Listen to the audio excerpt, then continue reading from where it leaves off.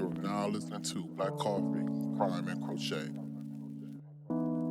a true crime podcast where cozy meets criminal, hosted by Jasmine C.L. Prince. Grab your yarn, pour up an iced coffee, let's sit through the chaos. All right, welcome back to another episode of Black Coffee, Crime, and Crochet, where true crime meets caffeine and a little creativity. I am your host, as always, Jasmine C.L. Prince, and today we are back for week 3 of the series, The Influencer Scam Era, where I tell stories about how the chase for followers, fame, and fast money can turn digital dreams into criminal reality. But BC3 crew, y'all know how we do. Before we get into it, let's go over this iced coffee of the week, and then we got a little surprise. So this one I'm calling the Fraudulent Flex, and it's an iced coffee. We're going to do 1 cup of cold brew, strong enough for you to handle it, a half cup of oat milk or whatever milk you like, 1 tablespoon brown sugar syrup, a dash of vanilla or a splash of vanilla, and a splash of heavy cream or coconut cream over that. Put it all in a jar, shake it up, pour it over your ice, and that's it. That is the Fraudulent Flex. All right. Oh, and then, of course, if you want to be if you want to be extra, like how we always are, sprinkle a little cinnamon on top and, be all fancy and stuff. So now for the crochet segment, I have a surprise because y'all have been with me since June or July. I don't really remember, with me giving y'all updates on my husband's polo. So today I have my husband with me. So let's talk about your polo. Well, first and foremost, you sound more chipper than ever. I ain't never had this type of energy. 'Cause you're here. Is that it? Yeah. I'm excited. I need to come more often. You do. You really do. I need to come more often. Mm-hmm. Okay. So, I'm sorry. Speaking on the polo. Yes. So, you've been so patient. I'm happy to, even though I give you like crap behind closed doors.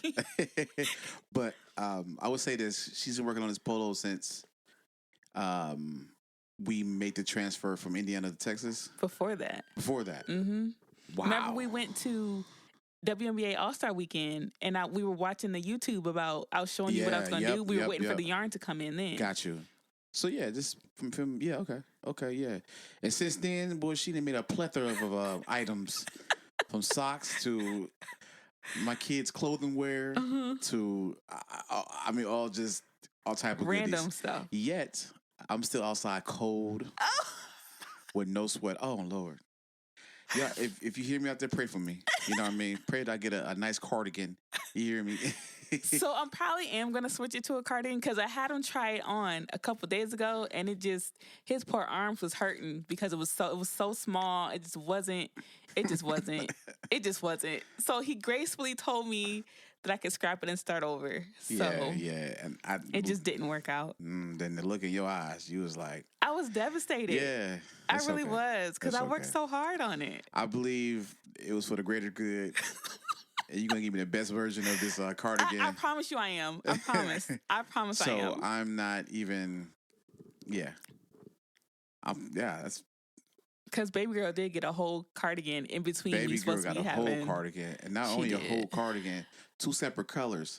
Like Bluey and bingo. Yeah. I'm so jealous. It do look fly. She ain't even had a chance to wear it yet because it's so warm. Well, it's still cold down here. I mean, it's still warm kind, but I think by next week it should be in the 50s and 60s. So she ever can show that off. But I'm going to get you a real nice cardigan or sweater, one of the two. We done with polos. I'm going to go back to what I know. I know how to do cardigans, so I'm going to stick to what I know. Thank you. Okay, so that is the crochet update. So let's get into the story. And I'm so excited because I'm usually talking to myself. So being able to talk to somebody, period. But then my husband on top of it I'm very, very excited. I'm excited too because you be having these, I don't know where you can find these stories at. My work I'm just say I'm a driver. I'm always on the road a lot of times, but local, nothing crazy. But I listen to these stories while I'm like doing my thing on the road with my job, and I like, boy, where she find these stories, yo? So I'm actually excited to actually hear one in person. So yeah. Okay. Let's get to it. So tell me if you've heard. You probably haven't, but tell me if you've heard of Ray Hushpuppi. I have not on Instagram. No, yeah, I have not. Yeah, I haven't ran across Ray Hushpuppi. So his Instagram handle was actually the Billionaire Gucci Master. The Billionaire Gucci. Yes, I'm not kidding. The Billionaire Gucci Master. Yes. I wanted to be able to pull it up, but since everything went down, Meta took his account down because it was up for a while after everything went down. Can I Google it right now? The Billionaire Gucci. Yeah. Images will come up of him. I gotta see what he looked like for real. For real. He said the Billionaire. Just put in Ray Hushpuppi, or either Billionaire Gucci Master. Ray Hushpuppi. Oh wow. Yeah, I see 43. Okay. So,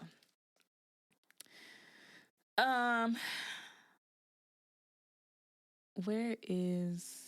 Okay, so is he African? Yes. Oh, he's Nigerian. Oh man. Hey. Hey, listen to me.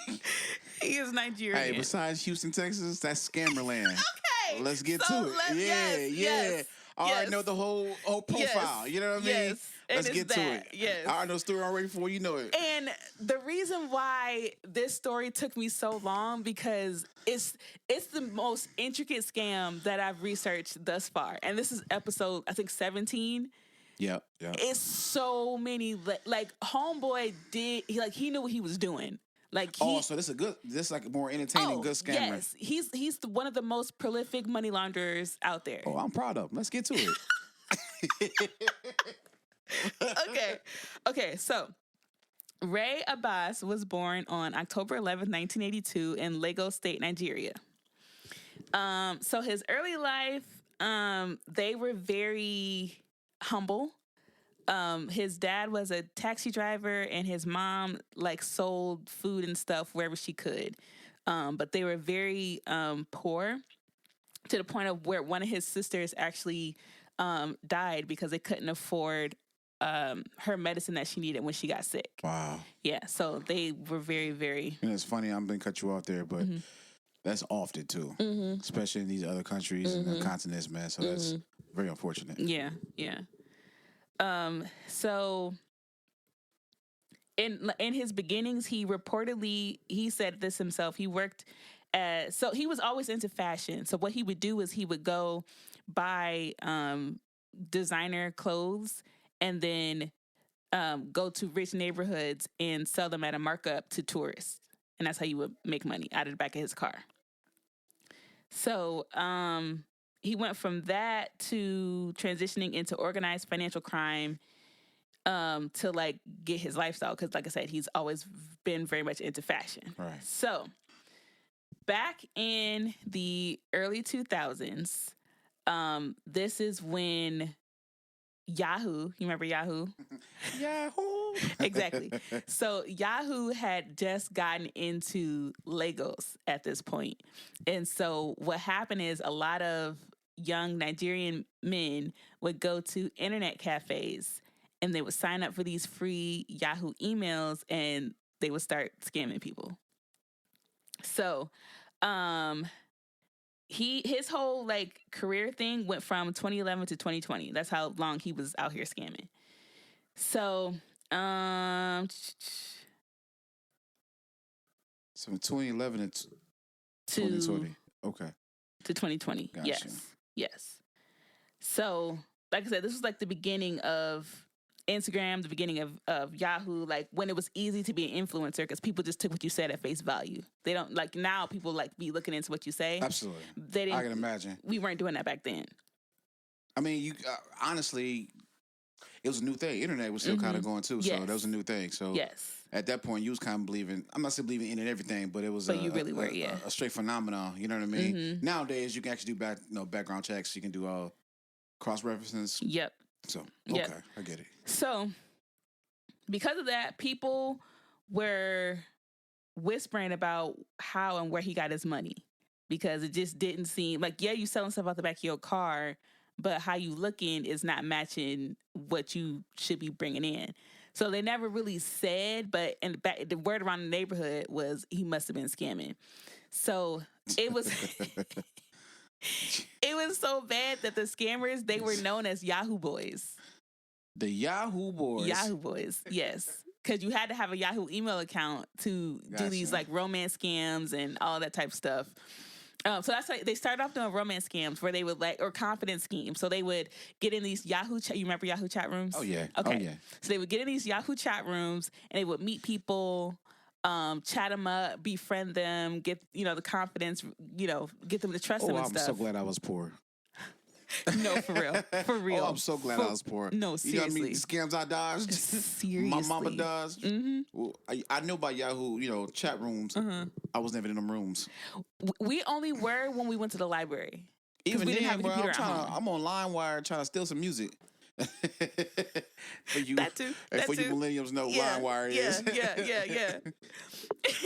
or MySpace is around like 2000. Not yet. That was later. Gotcha. That was like okay. 2008, 7, 8. Yeah, I was in college at this time. Dang, I was in LA. college? Yeah, I was in LA. Yep. I was in college by this time. So that was around 7, 8. See what you say? I feel like I was in middle school when I first got my first MySpace. Well, I don't know. Well, first of all, dang, we're only 2 years apart. You make it sound like that was crazy. I know. You made it sound just now. You made it sound crazy. I did. We're only 2 years apart. I think I just got caught on. Late. Oh, okay. Got you know what I mean? In college when I got put on. Whatever, oh yeah, I got MySpace as soon as it came out. Ah, nah. We didn't have a computer, but I figured out how to. Got you. Yeah. Okay. So. Yahoo Boys. Yes, Yahoo Boys. So they would go to their internet cafes and would be scamming people, like I said, with confidence schemes or like you won the lottery, but you have to send a fee to get your money type stuff. Wow. Right. Over time, it evolved. And by 2010s, Yahoo Boy could also mean people involved in more sophisticated cybercrime and financial fraud. So this is where it didn't just come out of nowhere. All right, so you have a country full of this young population, and unemployment is a really big thing. So people are having to figure out how to make money. So people use cybercrime as a hustle. Not right, but we understand. You got to figure out what you got to do to eat and stuff. Right. So there were stories that even his mother didn't approve of the way the money was coming in. Because old friends say that they noticed two things: that his money jumped fast, and he wasn't necessarily lifting others as he climbed, which we'll see later on. People say that he cared more about Gucci than he did about his community or his country. Mm. Yeah. So, but also too, there was this special crime force within the police department who started trying to figure out who Yahoo Boys were. So when it started to get big and you would see all these young men with laptops and cell phones, it would be automatically assumed that they were Yahoo Boys. So they would all be around together with their laptops and cell phones. But then if the police would come by, they would have to hurry up and try to shut what they were doing down so they wouldn't get caught, because they would illegally arrest them even if they didn't have any proof. So Brody just messed it up for everybody. No, this is not him. This is all the Yahoo Boys. It was like this. Oh, okay. Yeah, I thought you were saying anybody who had a laptop or anything, they automatically looked at crazy. Yes, but it wasn't just him that was doing it. It was there were a lot of Yahoo Boys. So it got to the point of where the police would just start illegally stopping and seizing and frisking and throwing people in jail and beating them up and trying to it was a corrupt force. Right. So eventually he was like, nah, I gotta get out of here, because he felt like he couldn't flaunt the money that he was getting. So it was kind of like, what's the point if I can't use it, essentially? So he was like, I got to figure out where I can go so that I can spend these coins. and ding, ding, ding. Where did he get to? So he ended up going to Malaysia. Oh, Malaysia. Okay. Yeah, in 2014, he went to Malaysia. So that's where he really stepped into his luxury persona. And this is when he got on Instagram and started calling himself Hushpuppi. I don't know why. I'm still stuck on Hush Puppy. I'm thinking Long John Silver at this point. I know, right? So, in Malaysia and later Dubai, Ramon Abbas became Ray Hushpuppi, a persona engineered to exude wealth and luxury. So if you stumbled on his Instagram then, it was the literally ultimate rags to riches. Like all of his posts were hashtag Gucci, hashtag Fendi, hashtag Burberry, him sitting in front of like luxury cars and dressed head to toe in tracksuits, Gucci tracksuits, and just he wanted you to see that he had money. Clearly. Yes. Clearly. Yes. He would take pictures on private jets, and then he started calling himself Billionaire Gucci Master, which I told you. Just crazy. So he had a $150,000 Richard Mille watch, which I don't know what that is. You know what that is? You know what that is? Yeah. Okay, he had several of those. Custom jewelry. Well, with Richard Mille's, they only make, so many. Either a year or in I think in years, yeah, they only make so many of these things. So these things can go from $250,000 to on up. It depends on how you. Yeah. It depends on how you dress them too. So. Yeah, that's crazy. Yeah, I had no idea what that was. So he's in Malaysia, so they have faster internet, more options for scamming. He felt freer because it wasn't the security. The police weren't as onto the scams over in Malaysia, so he felt better. So he eventually links up with this other, I believe also Nigerian scammer. And he was like, hey, I see what you're doing, but you should come to Dubai because you can really step your game up in Dubai. So first of all, hey, give props to the plug. Yeah. What you mean? Yeah. Nice to meet you, sir. He said, nah, you think you're doing something. Come over here with it. Yeah. No, for real. Yeah. Okay. Yeah. Okay, so then 3 years after he gets to Malaysia, he goes to Dubai. So in Dubai, he starts renting a penthouse at the Palazzo Versace Hotel. This penthouse that he was in was, I believe, $10,000 a month. 10,000 a month? 10,000 a month. Lord have mercy. Yes. I can't even fathom making 10,000, let alone spending it just on rent. And this is around what time again? 2014, I believe. 2017. This is about inflation is about to get ready to happen by 2020. Okay, so okay. Yeah. Okay, I'm sorry. I'm just trying to wrap my mind around what $10,000 can do. Right. Okay. So I'm sorry, I'm jumping around because I'm talking to you. So I'm making sure. I'm sorry. No, you're not distracting me. I was about to say, I hope I'm not messing you up. No. It's good because in our conversation it'll bring up something else. So I'll jump ahead and then I'll. Got you. Yeah. Okay. So no, totally fine. Well, let me shut up there. No. Don't. We're good. We're gonna work through it. Okay. So, okay. So, okay, so right now he's like billionaire Gucci master. He's in Dubai and he's like really leaning into his Instagram persona. So I feel like he was using Instagram as his he was using Instagram and his influencer ways to like justify where he's getting his money from.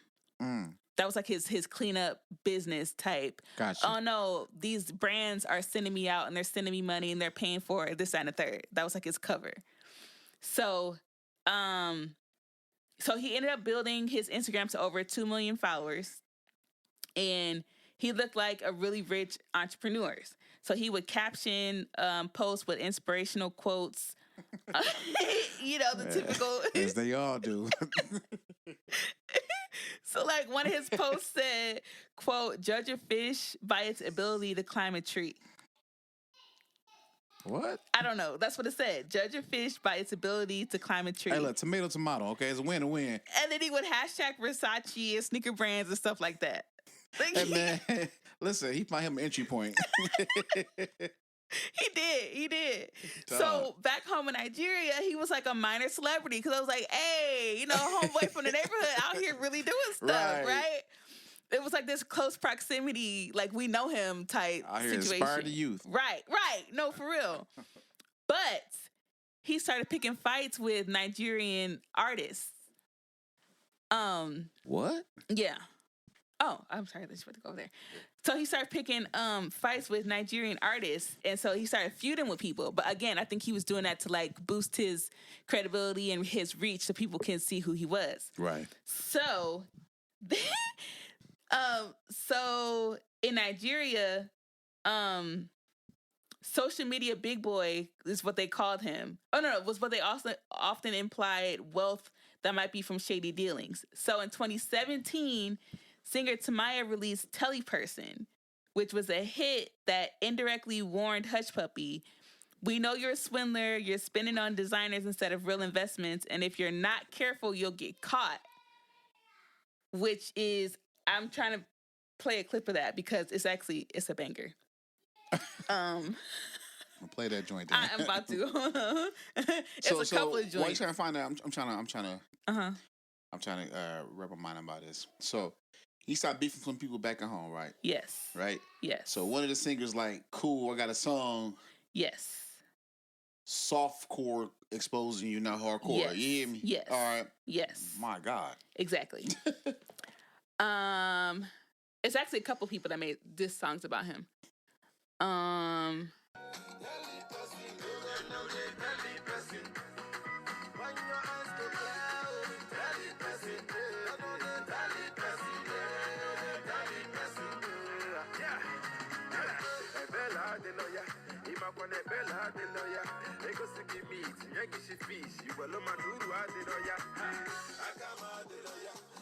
Okay, so the part that I actually wanted you to hear. So when they say Teleperson, they're talking about him. Wow. Yeah. Bro, they beefing in Afro beats. Hey, what? Yes. So, so after everything came out, they was like, oh, that was like they was really trying to, you know, I don't want to say prophetic, but, you know. I can imagine. Yeah. So, despite saying that he was like an influencer or whatever, when stuff started going down, he tried to change it and say, oh, now I'm a real estate developer. But that was just him trying to clean up. So, okay, so let's get into his actual scams. Okay. Because there are 4 big ones that he did. Or that he had part in. So, this one is the... Okay, here we go. Okay, so before we get into that though, I need to tell you how one of the main scams that they did were called business email compromise scams. This was like the core of every scam that they did. Okay. So with the BEC scam, basically it's where they take over an email address of a legitimate person in the company and send emails as if they're them. So the company will say they'll get an email and it's a phishing email, and somebody in the company will take the bait and click the link, and then now you've given them access to everything on the back end. What? So they won't do anything right away. They'll sit on it and they'll read all your emails, and they'll look for they will look for invoices. Once they see the invoice, then it would be like, okay, well, we're going to send the money to here, this, that, and third. But then they'll get back and say, hey, just kidding. Sorry, we sent you the wrong information. Actually send it to this account instead. Wow. Yeah. And there's no way that person could know because it's coming. It's not even a fake email. It's the actual email address. So it's so sophisticated to where you won't know that you're scammed until it's actually too late. Wow. Yeah.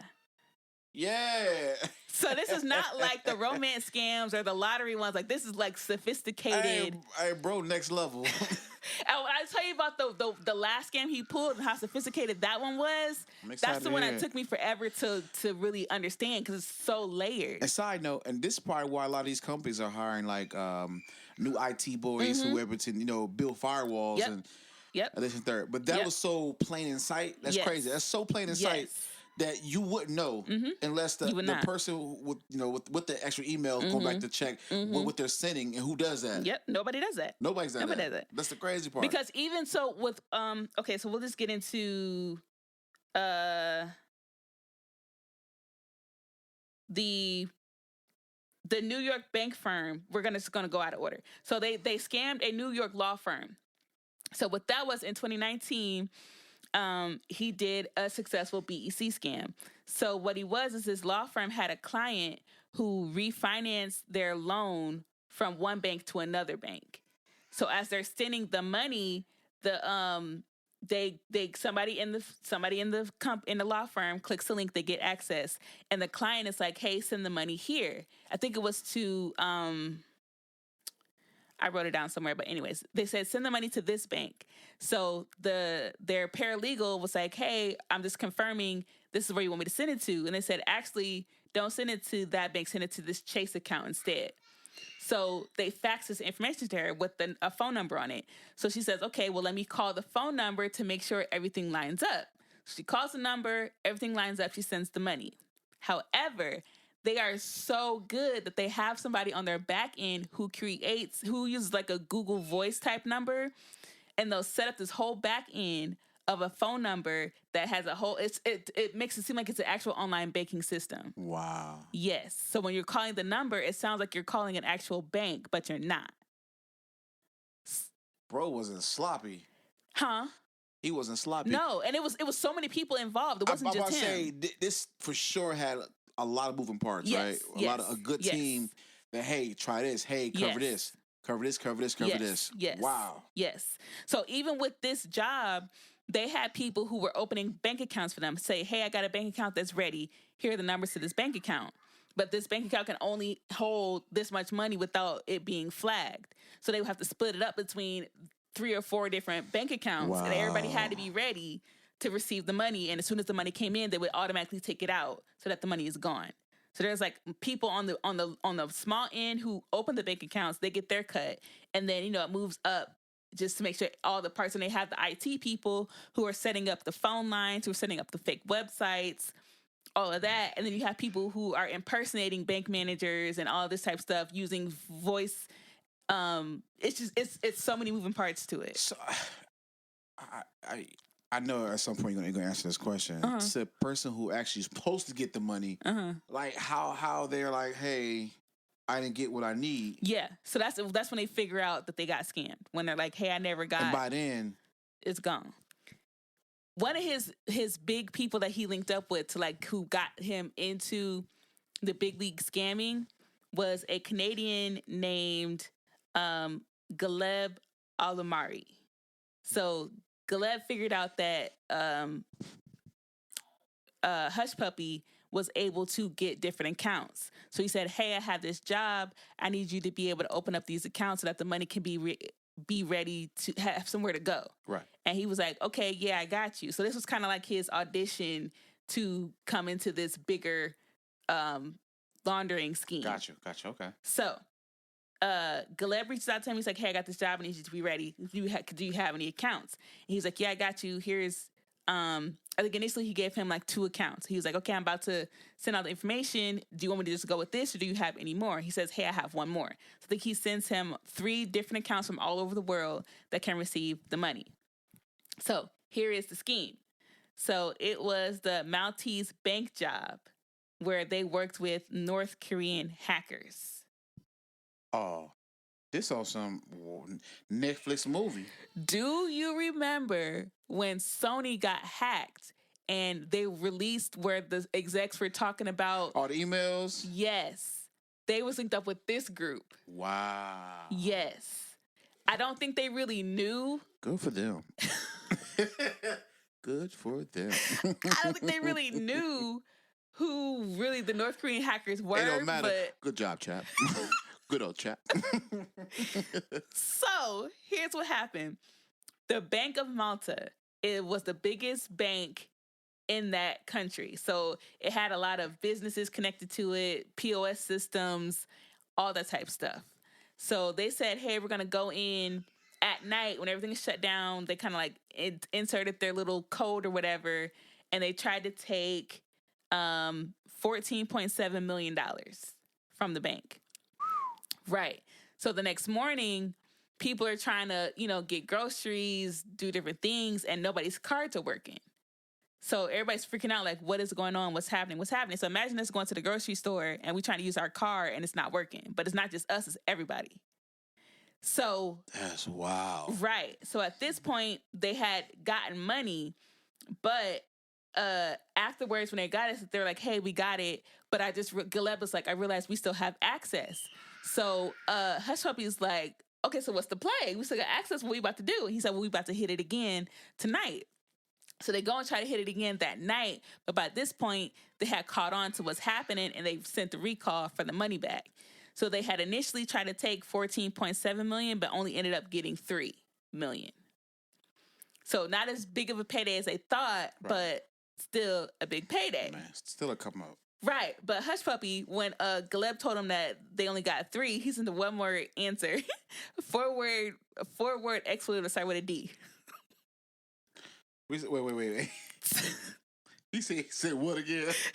Gleb was like, they caught the money, so we only got 3 of the 14.7. Right. This is text messages. Right. So Hushpuppi gonna respond with a one-word answer. 4 letters. 4 letters. Start with a D. Cuss word. Oh. So that was his response.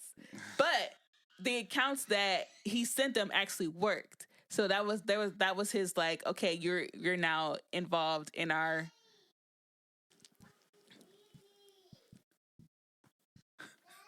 Did you say she broke the TV? Oh my God! She probably just knocked it down. One second. We are.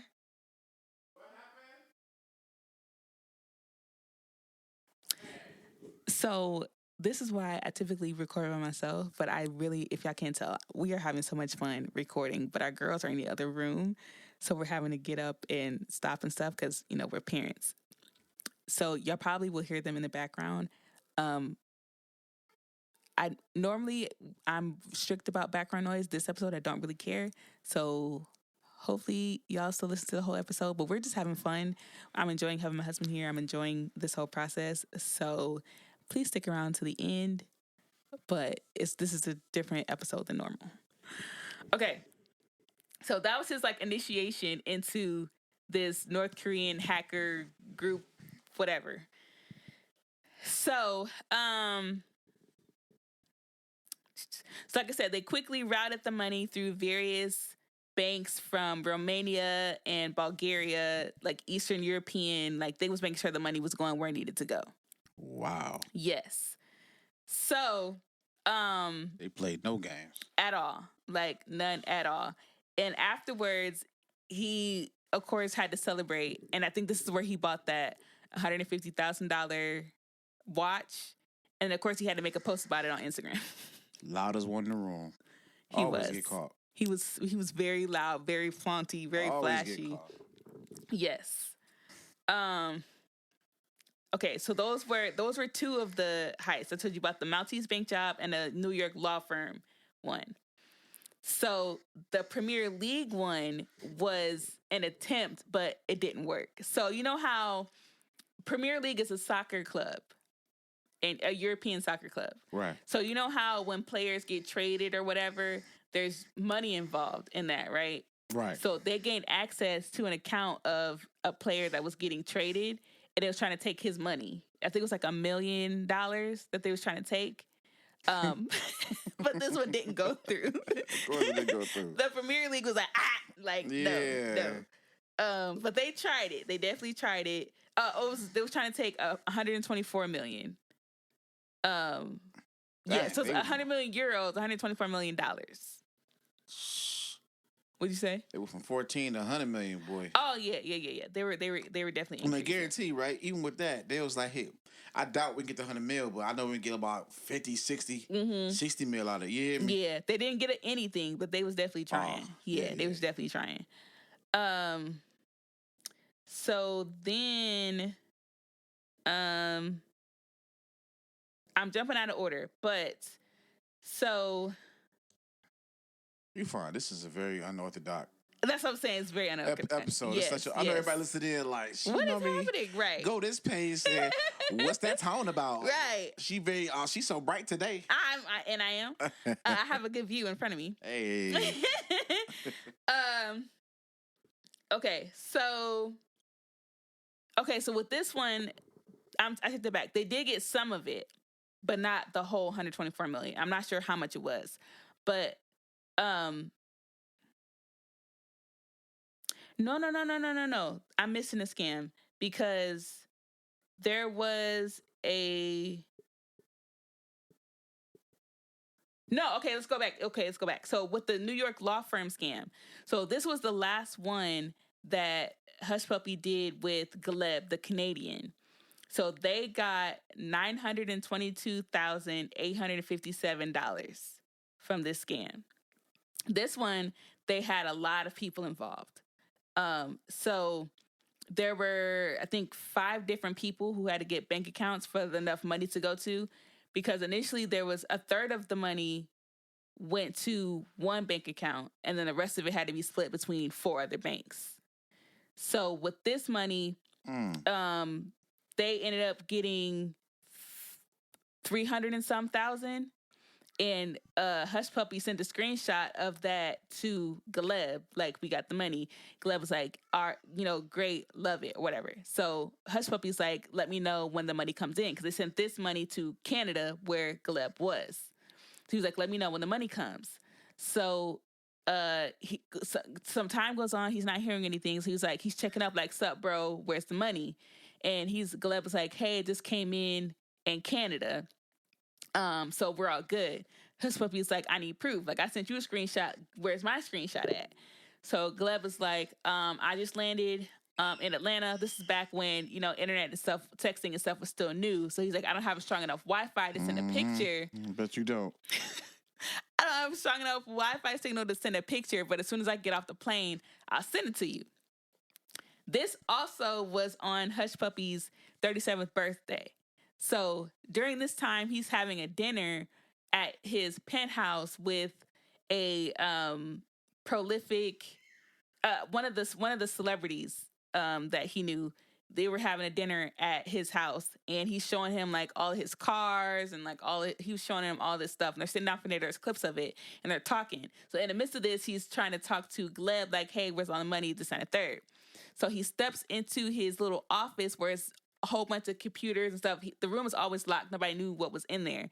So he's in there trying to talk to him like, hey, what's going on?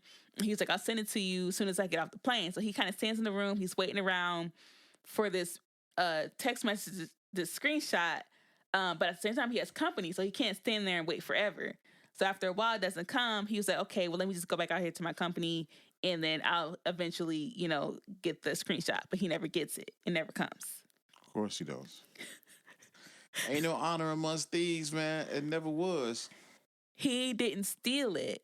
Uh-oh. As soon as he got off the plane, Must have jumped the gun. FBI was there. Oh, yeah. Informant time. Let's get to it. It's the best part. Is it twist of the movie right here? This the twist? It's not the twist. It's not the twist. Okay. Because Gleb was a good dude. He never flipped on that I saw. He never flipped on him. Okay. He just didn't hear from him again. He doesn't know what's happening. He doesn't know that he got arrested. He's like, where's this money that supposedly was supposed to come through? It never came. So, of course, he's scamming. He need money to keep coming in to keep living how he living. Right. So this is where he's feuding with celebrities, and he starts feuding with another one. And they, of course, make a diss about him too. Jesus Christ. Another diss bop. Another diss bop, yes. Okay, so this one is called Head Boy Hushpuppi, They Will Catch You. So what happened was, I need to find this exactly in my notes, because there was a Nigerian musician who went out to the club and racked up a tab and supposedly couldn't afford to pay his tab off. So Hushpuppi got wind that, oh boy, couldn't pay his tab. So he decides to be petty, go to the same club, rack up a huge tab, and pay it all off. Like, I got the money, he don't got the money type situation. So from that, they're like, okay, you got money, but where's your money coming from? You have no verifiable source of income, like nothing. But you said he coming at us who's making legitimate money, but you out here scamming, basically. And then not only did they say that, they tagged Nigeria's version of the FBI in the post. So wait a minute. So you trying to say he was in? So he saw a dude that couldn't pay his tab, so he was beefing with. So he started to go in there and do the same thing and actually pay his tab because he got the money. Yes. And now they's acting like, okay, so you got money, but where's the money coming from? What revenue stream that you have? Yes. We have legitimized revenue stream. You don't. Yes. It's always the loudest one in the room. Be quiet with the money, yo. And everybody kept saying he probably would have got away with it if he had it just been real low key. Niggas. Yes. So this song is called They Will Catch You.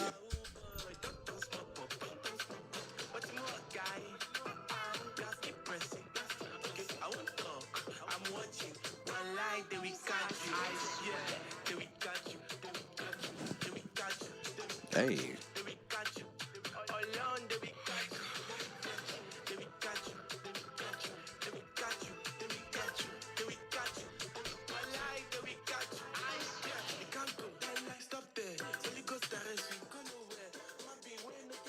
At the beginning, they said Yahoo Boy. We didn't hear that part, but yeah. So they like, I believe they catch you. Catch you. That's all I heard. They will catch you. So, all this is happening, but he's still like, I need money. Like, what am I supposed to do? So, another scammer hits him up like, hey, I have a job. Are you interested? And at this point, he hasn't heard from Gleb. He don't know what's going on. So he's like, fine, yes, I need some money. What's the job? So this is the last job that he did, and it's the one that ended up getting him caught. So this one is the Qatari School Developer Con. So what happened was they all found what they called gullible business person to scam, basically. So there's a businessman in Qatar who wanted to open up a school over there. Like, that's the sole purpose of what he wanted to do, was to open up a school. But he needed $15 million to do it. So he needed a loan. So he gets on the internet and was like trying to find different loans or whatever. And sadly, he clicked on one that led him to Hushpuppi's associate. So he was like, hey, I need a loan for $15 million. Can y'all help me? And they're like, yeah, we can help you, but you got to pay some money up front. So the guy's name is he's Kenyan. His name is Juma. It's Kenyan, okay. Yeah. So this is how it worked. And this is the one that was very, very elaborate. So I'm gonna try to slow down on this because I know I'm excited, but I'm trying to slow down to make sure I get this one right. So Hushpuppi and Juma posed as bank officials and consultants who could facilitate this large loan. Oh, this is getting real. Yes. Already real, but this is getting different. Already.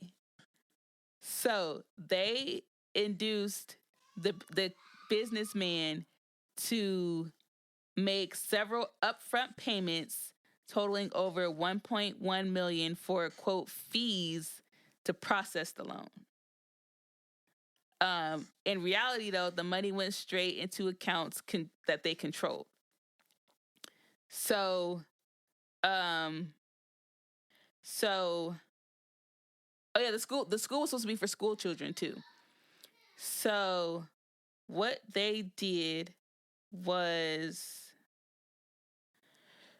they had an associate named Victor. So Victor was like the IT person. Okay. So they had him, which I kind of told you a little bit with the New York job. They had Victor come up with the online banking system. So he had to get the phone number. He had to go on the back end, set it all up to where when they called, they think that they were actually calling a bank. Okay. Not only that, he set up the website that looked like the bank. I believe the bank was, I don't want to say it, but there was a bank to where he had to set it up to where it looked realistic. So what they would tell the businessman is, hey, you got to pay all these fees ahead of time so that we can process this loan for you. So Juma called Hushpuppi and was like, hey, I need you to pretend like you are the bank executive, because they used the BEC scam too to, like, you know, figure out how to do all that. Of course. So Hushpuppi gets in. He's like, yeah, okay, cool. And so he starts texting back and forth. That alone should tell you some things. First of all, what bank is that? Even if I talk to anybody, any customer, let alone a text message, bro. For $15 million, they're gonna be texting you. Texting you, bro. Not even email. That's in person. Top floor. You feel me? Because if you want that much, I'm really trying to work with you. You my bestie at this point. You hear me? Yeah. So he's texting back and forth, but eventually the businessman wants to talk on the phone. So Hushpuppi's like, yeah, sure, no problem, except for the fact that he has a very thick Nigerian accent. So now he has to get another person involved to say, hey, I need you to call and do you know, this just ease him over this and the third. So he's like, so the other person's like, okay, yeah, sure, we'll do that. So they get on the phone, they're talking to them, and they're easing it over. And they get it to the point of where the businessman feels comfortable, he feels confident, he thinks that this is a legit situation. So he sends them that $1.1 million. At the same time, while they're waiting for it to come through, this is in the span of, I believe, 2 weeks too. So while they're waiting for the money to come through, Victor is like, hey, I'm doing a lot of work. I feel like I'm not getting my fair share, basically. So he's trying to talk to Hushpuppi like, hey, not only have you not paid me, I feel like I'm not getting enough of what I should be getting, because I'm doing all of, like, if you didn't have me, like, none of this will work. Like, I did the phone and the website. Like, you need me. Yeah. So Hushpuppi just is like, yeah, whatever. I need to make sure this money's coming through. He brushed him off. So Victor gets upset, goes behind Hushpuppi, talks directly to the businessman like, hey, Hushpuppi and Juma trying to scam you. This is really not a thing. Wow. Right. I'm the only one that can help you. So just send me the money and I'll get you the actual loan. So Bro, them red flags should have went through the roof with the businessman. You would think so. However, the businessman then goes back to Hushpuppi and shows him all the messages and say, hey, Victor is trying to double cross you and accuse you of scamming me. You might want to handle that. So Hushpuppi is pissed because you getting in the way of my money. Like, this is supposed to be the biggest payday. And like you said earlier, there's no honor among thieves. So he's upset. Like, upset. So remember I told you about the crooked, because Victor, I believe, is back in Nigeria. So remember I told you about the crooked task cop force? Yep. So he calls the head cop over in Nigeria and was like, hey, I need you to handle something for me. Of course, I'll pay you. At this point, though, they call this cop Super Cop, because he's getting all these awards from, like, the president and all this type of stuff. People think he's a real good dude. They don't know he's crooked. Hushpuppi does. He was like, I need you to arrest this dude and keep him locked up until this deal closes. So, ooh, that's cold business. Hey, that's cold business. So he was like, I mean, I can, but it's going to cost you. He's like, I don't care. Just do it and I'm going to pay you. So he was like, okay, well, you trying to do all this? Like, what did old boy do? So at this point, they're texting. Hushpuppi's so mad that he sent him voice clips of what happened. He said, listen, you asking me questions, nigga. No, he was like, you about to know everything. He's like, but it's too much to text. So let me see this voice clip of what happened. So, bro, just leave it around, just paper trails of just messy, bro. leaving paper trails. Lords, bro. So he sends them like, hey, we got this job. It's supposed to be paying me this much, but he went behind my back and da-da-da-da-da, all this type of stuff. So Super Cop is like, all right, I got you, bet. So Hushpuppi sends him the money. Him and his goons go and arrest old boy. Victor, right? They go and arrest Victor. But Victor is like, but before that, Hushpuppi reaches out to Victor and was like, I know what you did. And before all this is said and done, I wish I tried to write down what he said because it was so funny, but it would have took too much. But basically, he was like, at the end of this, like, you're going to feel my wrath. Like, my wrath is going to come down on you hard, and you're going to wish you never crossed me, basically. Victor is nervous, and he's like, Hushpuppi, I'm sorry. Like, my bad. I ain't going to do it no more, this and the third. He ain't trying to hear it. So he sends a green light for Super Cop to go arrest them. They go arrest them. But they don't know that Hushpuppi is behind him getting arrested. So Victor's girlfriend tried to call Hushpuppi and was like, oh my gosh, we need to get this money together so that I can get him out of jail. And Hushpuppi was like, what? That's crazy. That boy gonna play the part. He said, meanwhile, come fly to me. Let's talk about it. So he's like, what? That's crazy. Then he gets on the phone to Super Cop. It was like, hey, don't let his girlfriend come up with that money. I need you to keep him in jail until this deal closed. Matter of fact, while he in there, beat him up. Like, make this like the worst month of his life. That's crazy. So he was like, they got you. So they start beating him up, this and the third. He's sending pictures like, hey, we did it. Like, all this type of stuff. So Victor is just having the worst time in jail because he tried to go behind Hushpuppi's back. So, at the end of this, though, how did this all come down? So he bribed the official, but then the businessman does eventually become suspicious and was tipped off. So they tried to get him to pay more money, but at this point he was like, nah, I'm not about to pay no more money. Your face. Bruh, because eventually, what you mean eventually, fool? Like, shipping off top. Talk about a phone call. We didn't mean, wherever you at, we didn't fly in person to talk. Yes. That's crazy. Talk about eventually. So, meanwhile, while all of this is happening, remember that old boy from Canada got locked up, right? Yep. So the FBI had his phone, his laptops during all of this time. So now we're into COVID. We're into 2020 now. So the FBI has his old boy from Canada. They got his phone. They got all this stuff, and they're seeing who he's talking to. But in his phone, he was only listed as Hush. So like, well, who was Hush? So they keep trying to go through all his stuff. Again, paper trail. So he had two phones. One phone he had linked to a number, but the number that he was using, he didn't do it good enough because he linked his Instagram and Snapchat to that number that he was using to talk to old boy in Canada. So they traced it back to him and was like, okay, so this dude is Hushpuppi, but what does he have to do with it? So they go to his Instagram.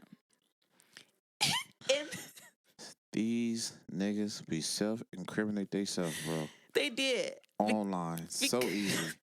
Because in one of the Instagrams, that watch I told you about, they figured out Richard Mille. they figured out that watch was from one of the jobs that they did. Like he got a watch like that was like a payment for one of the jobs he did. So it was listed in like one of their archives or something like that. So they have been looking for that watch. So the watch was in the picture. So it's like, so maybe this dude got something to do with what's going on. So they still watching him. Come to find out, they set up this whole sting operation. They made this whole like video about it, which like I'll show you some of it. Where they ended up making a documentary out of when they went to go arrest him. So again, this it's like Dubai's version of Cops, basically. Yes. So imagine, like I said, this is during COVID. So at this point, one of Hushpuppi's old friends from the neighborhood is down on his luck, and Hushpuppi's like, hey, come out here for a minute, just relax, recoup, do what you gotta do. In that time, he got sick. So Hushpuppi paid for him to get his surgery, whatever he needed to do. But he's now, by the time he got rested up, it's COVID, so he can't go anywhere. So he's living with Hushpuppi, chilling, trying to wait for, to be able to fly back home. In the midst of that, it's now 1:00 in the morning, and the Dubai police bust into the penthouse. He don't know what's going on, because as far as he knows, Hushpuppi is a influencer. He's not a scammer, because he's never seen him use any type of laptop. He don't know what's going on. He's never been in that locked room. So they end up arresting him and Hushpuppi. Hushpuppi's upstairs, like in his like Gucci pajamas, like chilling. I bet he is. I bet he is. Don't know what's going on. So this is in June 2020. So the operation codename was Fox Hunt 2. And so what happened is they coordinated raids with the Dubai police force in multiple locations, including his luxury apartment at the Palazzo Versace. So they ended up getting $40 million that he had on him in cash. Wow. This is what they got from his penthouse. $40 million in cash, 13 luxury vehicles, 21 laptops, 47 smartphones, and critical digital storage devices containing up to 800,000 emails linked to potential victims. Wow. Yes. So all of this was showing them that his network was not merely doing like individual, but he was like overseeing mass scale identity theft, targeting. Like it was a lot deeper than what they really thought. So like I said, he's like the FBI's one of the most prolific money launderers like to date with how much he was doing. And for him getting caught was self-inflicted. It was. Yeah, well, you're already scamming, so you already ain't doing no good in the world. Mm-hmm. But, bro, these one of them stories that you literally could have got away. He could have. If you didn't shut up. Mm-hmm. You hear me? Mm-hmm. Got to be a lot of 40 million. Who? In cash. Why in the penthouse? Crazy. I'd have had a safe house about 3 or 4 of them things. And why would you have that number linked to your Instagram and Snapchat? Bro, slow. He was smart, dumb person. He was. But then again, it's like he got cocky. He probably didn't think he would get caught. Yeah. I mean, you got to think about it, right? So this is a period of from 2012 to 2020. 10, 11 years. If I've been doing good and still talking my ish online, boy, I'm finna act all type of ways. That's true. You know what I mean? I have nobody have came to me, no officer, no anybody just to say, hey, I'm on to you in no type of way. Oh, I mean, why would I act and he was any out different? here like really living. Like at one point in 2014, Louis Vuitton awarded him as their highest spending customer because he spent $20,000 with them just that year. So they gave him a gift for spending that much money with him. That's crazy. Then they was flying him out to fashion, Paris Fashion Week and stuff. And he's slow because what you would have did is like, hey, can I be an ambassador of some sort or anything? That's how you launder that money. You wasn't even trying to launder the money. Well, you did say he had a few businesses he trying to get into. He did, but those didn't hold up, right?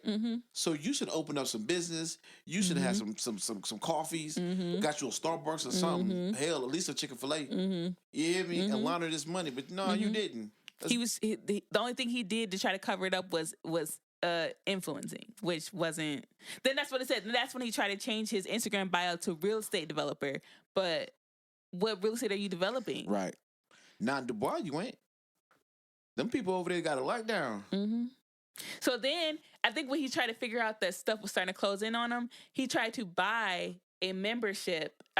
Buy a second citizenship that was $50,000. They only give a certain amount of these away. Like you can't just get citizenship in this country because 1, it costs $50,000, and 2, they don't want everybody coming over here. And then I think once he had gotten over there, they would not have been able to touch him. So he was in the process of trying to get this other citizenship too when all of this came through. But him trying to be so upset at Victor is when he started getting sloppy, and then that's ultimately what got him caught. Shit. Because you trying to get revenge on somebody. Listen, this is a pure lesson.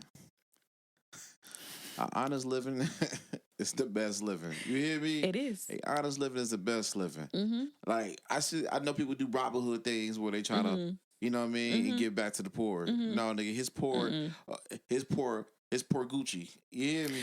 And that's the quote I was telling you about. It was like you ride or die for Gucci, but you won't ride or die for your people. Right. Yeah. So, wrapping this up. So he eventually got expelled from Dubai and was extradited to the United States to face charges.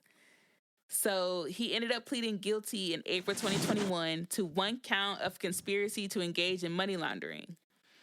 So he ended up getting sentenced to pay back. Wait. Oh, he admitted that he conspired to launder over $300 million during an 18-month period. Although a substantial portion of that intended loss was he never got it.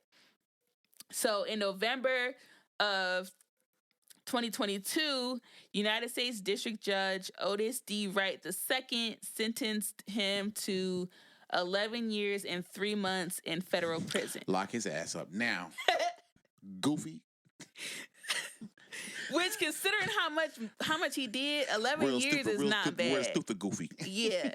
And also, of all the money he took, he only had to pay $1,732,841 in restitution. You know why? Because they had the rest. That $40 million was shared back to them. You think so? Yeah, what? Man, listen, bro. Listen. Yeah, he was dirty. He was a scammer. Cops be scamming too. They do. We saw that from the dirty cop in easy. Not just cops, politicians. All of them. That 40. You think 40 minutes was accounted for? Yeah. When they got back to the first of all, before they got back to the police station, you think 40 minutes was there? But it has to be because they said it. They said 40 million, so they would have to. Do you think 40 million made it back to that police station? What I'm saying is if it didn't, and they're reporting that it was 40 million. They just guesstimating. That's hilarious. I feel like that would be tempting though. You just see this 40,000 in cash and you can't do nothing with it. I'm gonna slip me a couple thousand. You hear me? Obviously, he didn't need this. Obviously, he didn't need it. Yeah. Like, no, seriously though, some cops have to be so integral when you're doing these type of busts. They're not integral. The ones who are though, not all of them are crooked. I know a lot of them are. Nah, I get what you're saying though. Because if I see even $1,000 in a drug bust, and I got a log that it was 1,000, I mean it was 500. Cause yeah, I think about it, right? When people doing these busts, right? A lot of these, especially doing raids and stuff. A lot of these folks are in handcuffs or outside. There are people who go in and sweep the area. You gonna do that sweeping money in their pocket? I mean, we wouldn't have training day if it wasn't. You hear me? Because I was based on a real cop. Since the 60s, 50s. Listen, they gonna put, and to them it's morally okay. These are drug lords, drug pigs, whatever they is. You hear me? Thugs or whatever, mafia. You think they ain't finna, you know what I mean? Yeah. Now, some people you know not to rob, right? Because you had drug lords, you had kingpins where cops were just afraid to touch. Right. Because, they get their family whole touch. You know what I mean? Right. But these petty thugs and stuff like right now, bro, you don't think they finna, it was 800 there, but really it's only 400 got back to them. You hear me? Yeah. That was crazy, man. It was. Okay, so I did want to say this. Okay, going back to the school scam. So here's the actual number. So in early 2020, they pressed him to pay another $575,000 in taxes to release the money. He didn't send all of it. So he was like, I'm not comfortable paying that much in taxes. So they was like, what are we going to do? So they said, well, let's see if he'll take a smaller amount. So they went back to him with $300,000, to which he was like, okay. So he sent that. But then this was in February 2020. By mid-February 2020, this is when he grew suspicious and realized that it was a fraud. But by that point, they had got they had got $809,983 from him. Yeah. So this like I said, this is the job that got them caught. This because there was tensions that rose up. This is when Vincent tried to double cross and all that type of stuff. So, like you said, he had left us a long trail of digital clues for investigators. So now he's arrested and he's pleading guilty. But also, this is where his friend, I told you, his friend was at his house too.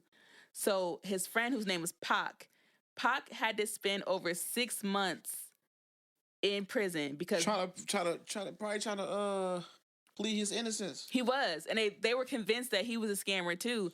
And he's sitting there telling them, "I had no idea he was a scammer." Wrong place in the wrong time. That's crazy. Wrong place at the wrong time. But even through all of this, he was never like mad at Hushpuppi for like having him locked up for 6 months. Wow. I probably would have been a little pissed because they wasn't feeding him. They was trying to get information out of him. So there would be several like days where they wouldn't feed him. Like if you tell us what's happening, we'll give you food. And he was like, I can't tell you nothing that I don't know. So he ended up saying those 6 months in custody as, quote, the darkest of his life, which obviously, yeah, because you don't know what's going on. Right. You didn't do nothing and you locked up for 6 months. So he's extradited to the U.S., in Chicago in early July 2020. He had to pay that restitution. And yeah, 11 years, 3 months. He had to pay the restitution. And I'm thinking, So then they get to Gleb. He pleaded guilty in 2020 and also received 11 months in prison. But then, remember I was telling you about the super cop in Nigeria. Deputy Commissioner Abba Kyari. So many Nigerians were really surprised about that, but they had been saying that the police were corrupt. So the Nigerian police force ended up suspending Kyari, who was the crooked cop, and opened an inquiry because of that scandal.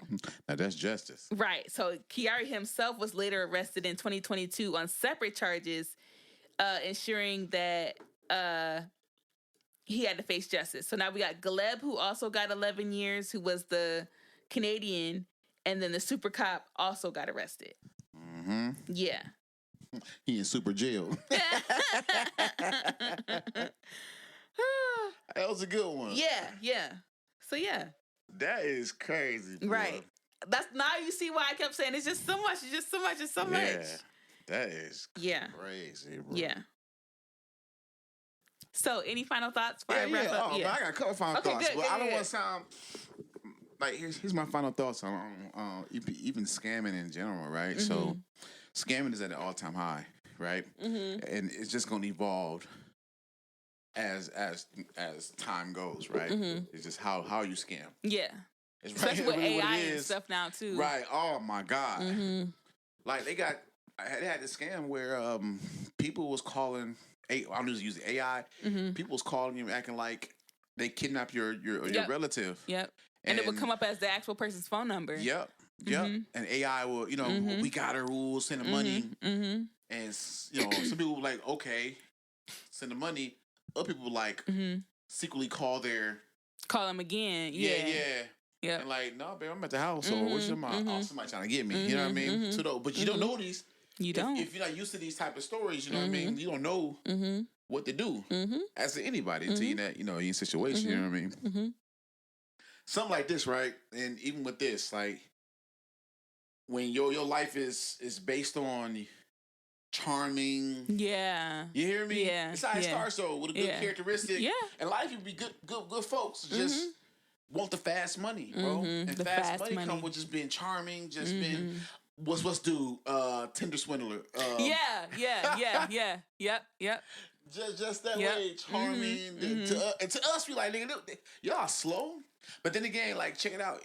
But what's crazy is when it comes to IT is like, you know what I mean? When it comes to IT, it's very such sophisticated that even right now, they can take our whole bank account. What the hell are we supposed to do? Just call Chase or whoever we bank with and call them, you know what I mean? We're not with Chase, but whoever we bank with, call them and say, ooh, you know what I mean? They can say get it back or, hey, it's just another crime. You know what I mean? Rather than, hey, call you on the phone. Hey, you won this. Yeah. Hey, you send this. Yeah. You send a cash out. Yeah. We'll send you back $40,000. Right. Come on now. You know what I mean? Yeah. So some things we can't just control. Right. But other things we can. You know what I mean? So my thoughts is he found the way where he really couldn't. I mean, nobody really control. It was up to them. You know what I mean? So I mean, those were the scary those are the most ones. dangerous types. Because there's no way they could know. There was no common sense to that. Like, that's why I tell you, I don't want to be rich. All right, man, you hear me, bro? Yeah. I don't want to be rich, bro. Yeah. Just give me enough. You hear me? No, I ain't gotta worry about bills and enough to And help. be comfortable. Yeah, well, a little more comfortable. I want to help family. I want to help people. Oh yeah, homeless, okay, veterans, that type of thing. You know what I mean? That type of atmosphere I want to be in. But I don't want to be 100 million. No, bro. Because now, bro. That put a target on your back. That does. Because people, when you go over a certain threshold. Tax bracket, they know who you are automatically. They're going to come to you in so many ways. You good? Yeah. You need protection out here. You good? Listen, it's hard to move in the room for the vultures.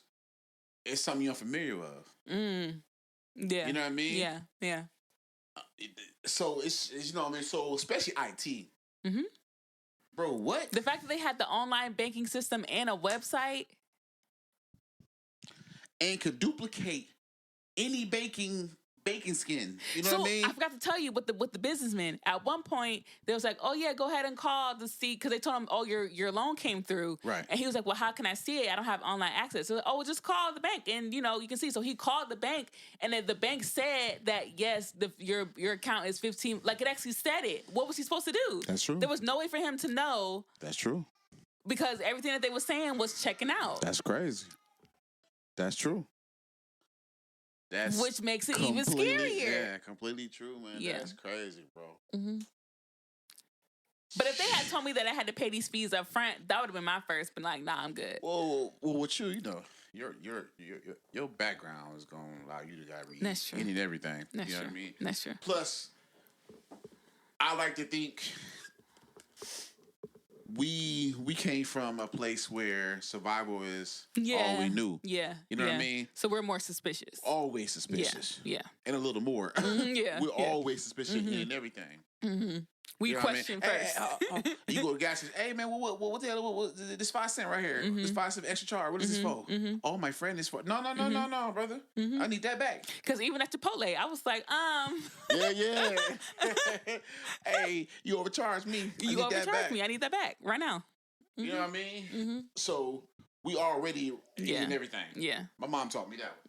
Same. So but it's funny because when you get millions of dollars, like a lot of these athletes and stuff, you need a bank, you need an accountant, you need a second accountant to watch the first accountant. Yeah. You need a third accountant to watch the second and the first. That's exhausting. Because you know what? Now that I think about it, now I'm going to have to do a story on Peggy Fulford. You know who she is? Nuh-uh.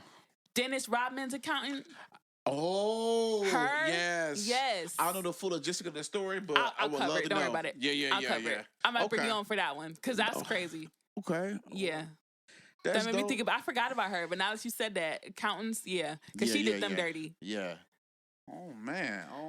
Okay. Okay, so sipper spill question: would you ever,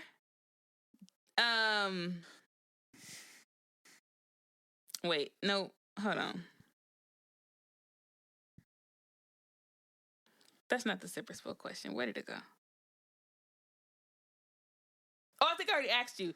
So if you're trying to get a loan and somebody told you that you had to pay fees up front, sipping, you're like, okay, yeah, no questions asked, or spilling like, nah, why I got to pay these fees up front? Or would you sip or spill? Okay, let me say it again. Sorry. If you're trying to apply for a loan and a loan officer says, "Yeah, I can do it for you, but you got to pay these fees up front." Yeah. I didn't know what these fees are for. I need it in writing. I'm gonna do my cross reference. Not only that, I'm going to TikTok. It's so informational, by the way. Yeah. Hey, is this a normal way of getting a loan? Yeah. You know what I'm saying? If I get it's a substantial amount of people like, yeah, this is kind of the way they do it. Yada yada yada. Then let's get to it. It's like, nah, that don't even sound like some stuff you should be doing. Right. Okay. Right. Okay, my child is calling me. Okay, so I'm just gonna wrap up. Yeah, I'm gonna wrap up. All right, man. It was been amazing rocking with y'all, man. Please subscribe to you if you haven't subscribed already. Okay, here I come, baby. And go ahead, baby. Thank you so much for having me on here. Thank you for being on. Give me a kiss before I these kids. Mwah. Okay. All right, love y'all. Much love. Okay, so wrapping up. I'm about to read a review as always. Let's see. I meant to have this picked out already, but I did not. I was so excited about my husband being on that I did not grab the review ahead of time. But okay. So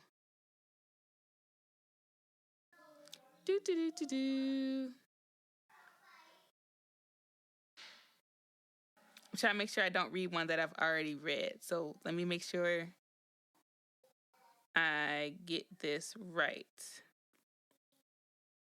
Also, I'm running out of reviews to read. So can y'all please go over to Apple and not only rate, but leave a review, because I really want to keep reading them. But if I run out, then I'm not going to know what to do. So here we go from my big sister, auntie, friend, Tiffany. Thank you for leaving a review. She said, amazing, 5 stars. I was totally enthralled with the story and totally loved Jasmine's personality. She was inviting, random, and humorous, saying all the things I was thinking. Thank you, Tiffany. I really appreciate you leaving a review. So there is that. Please follow me on my socials, Black Coffee Crime Crochet. Join my discussion group on Facebook. Follow me on Facebook as well. Black Coffee Crime Crochet. I do have a Patreon if you want to join that. Let's see what else. I think that's it for this week. Thank y'all for rocking with me. I will catch y'all next week. Not telling y'all what it is because I got to figure it out. Because like I said, this one took me a long time to do. So who knows if the next one will too. But until then, keep your coffee black, your yarn untangled, and your scams fictional. Please fictional. Bye! Disclaimer. Great effort is made to ensure that all materials used in Black Coffee Crime and Crochet adhere to fair use guidelines. No copyright infringement is intended. If you are the copyright owner or represent the owner of any material used in this content and have concerns about its use, please contact me and I will promptly address the issue.